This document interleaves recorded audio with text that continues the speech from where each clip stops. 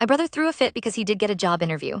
This happened a few years ago, but I still can't get over how entitled my brother acted during this situation. At the time, my brother was 23 and my oldest sister was 28. Both of them had applied for a cashier position at one of the only places hiring near where they lived. For context, my sister had several years of customer service experience while my brother had only worked 1 year at a factory.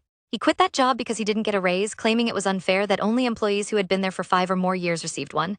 One day while we were out shopping, my sister received a call from the store. They wanted her to come in for an interview. Naturally, she was thrilled and shared the news with us. But instead of being happy for her, my brother immediately threw a fit. "It's so unfair that you got an interview and I didn't," he exclaimed. "I submitted my application a week before you did and I even called to follow up." I tried to reason with him, pointing out that our sister had relevant experience while he didn't. But he just kept repeating, "I applied first, so I should be first in line." I explained that interviews don't work that way. Employers prioritize candidates with experience to minimize training time.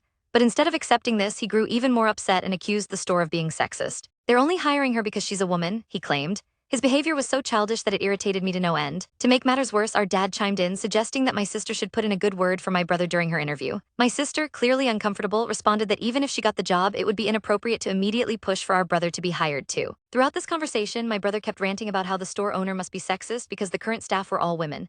He insisted that my sister should use her interview as an opportunity to advocate for him. I could see my sister's excitement fading. She had been so happy to get the call, hoping everyone would celebrate with her. Instead, she was being made to feel guilty for something that was entirely out of her control. Finally, I'd had enough. I told my dad and brother to stop. "She got the interview because she has years of experience and our brother doesn't. It has nothing to do with gender, and no, she's not going to mention him during her interview. If they didn't contact him, it's because he didn't meet their requirements." End of discussion. After that, the room fell silent.